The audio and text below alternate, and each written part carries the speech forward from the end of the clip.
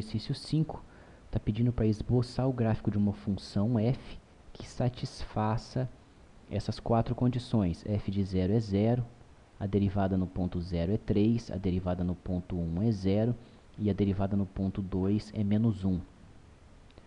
Então, dando um exemplo, claro que existem vários. Primeiramente, f de 0 tem que ser igual a 0, ou seja, o gráfico da função tem que passar pela origem. Em seguida, a derivada no ponto 0 tem que ser igual a 3, ou seja, o coeficiente angular da reta tangente ao ponto 0 tem que ser um coeficiente angular de uma reta, de certa forma, íngreme. Então,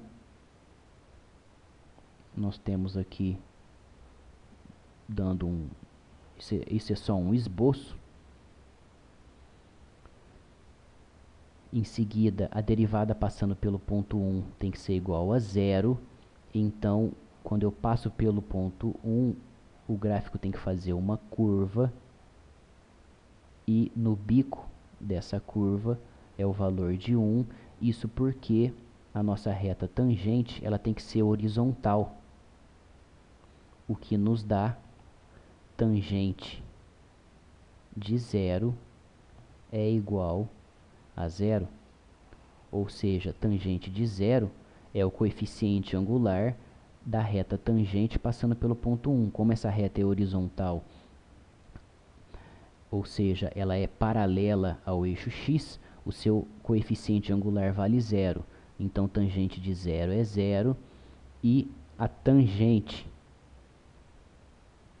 passando pelo ponto 1 ao gráfico da função f é a derivada da função no ponto 1, que é tangente de 0, que é 0. Então, por isso que o gráfico tem que fazer a curva exatamente no ponto 1. E a derivada no ponto 2 tem que ser menos 1. Então, dessa forma, nós temos aqui o valor de 2. Então, aqui nós temos uma outra reta tangente ao ponto 2 com coeficiente angular maior que 90 graus, menor que 180, o que podemos supor que seja um valor de menos 1. Então, claro que esse gráfico ele pode continuar cortando o eixo x, pode ser um gráfico que faça isso, passe pelo ponto 0, no ponto 1 ele tem que obedecer essa regra, ou seja, ele tem que formar um bico com uma reta horizontal ao eixo x, paralela ao eixo x. No ponto 2,